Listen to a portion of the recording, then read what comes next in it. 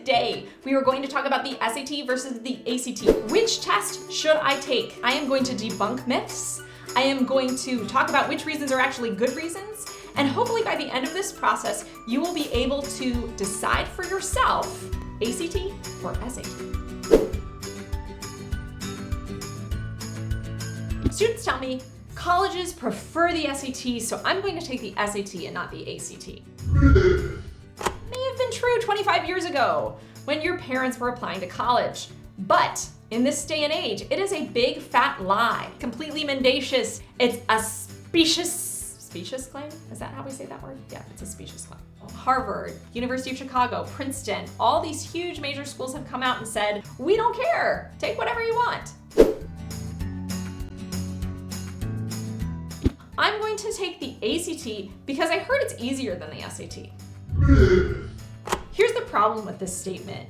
Just because it feels easier doesn't mean your score is better, because you're being graded on a curve. Everybody else in the United States is taking the same test you are. So it's not about what feels easier, it's about how you do on that test compared to everybody else. Students tell me I'm going to take the SAT, not the ACT, because I never took precaculus. The hardest problems on the ACT are those problems that deal with precaculus. So the hardest problems on the SAT don't necessarily deal with precaculus, but you might still be getting those wrong. See which math section you're scoring better on, and that usually is a better gauge than just looking at the fact that you haven't had precaculus class. It is true that time is your worst enemy on the ACT. So if you are not good at time management, if you're the kind of person who is really good at getting everything right, but you need a lot of time to do it, you might do a little bit better on the SAT than the ACT. Students tell me I'm horrible at science. They have some poor track record in science in school. That's going to translate to their science score on the ACT.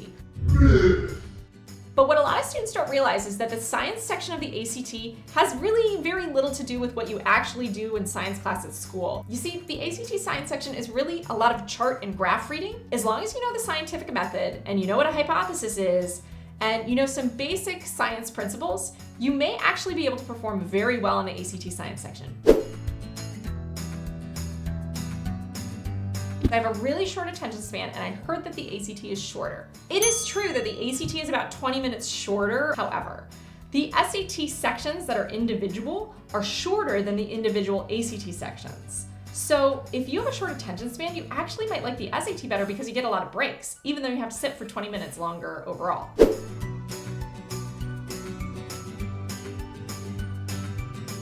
If you are horrible at vocabulary, if you have a terrible vocabulary, and that is your one problem in standardized testing, you might be better off in the ACT. But you need to keep in mind that the reading comprehension is not the only section of the test. You've got to look at all the sections of the test before you really make a decision.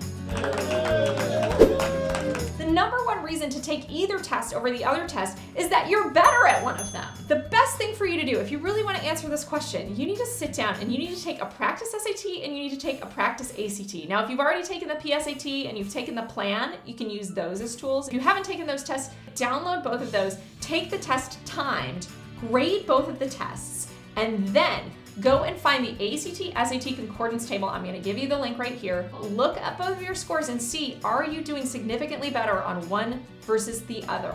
Then and only then are you going to be in a position to make the best decision for you, whether you're going to take the SAT or the ACT. I hope this was helpful for you. I hope you learned something about the differences between the ACT and the SAT. If you liked this video, give us a thumbs up, subscribe to our channel. You can also tweet me at SupertutorTV. If you still have questions about the SAT or the ACT or the college admission process or anything else, feel free to post your questions in the comments below. And if you see questions below that are questions that you have too, give them a thumbs up, give them a like, and I'm going to answer the questions with the most likes in a future video. Thanks for watching SupertutorTV, and good luck studying.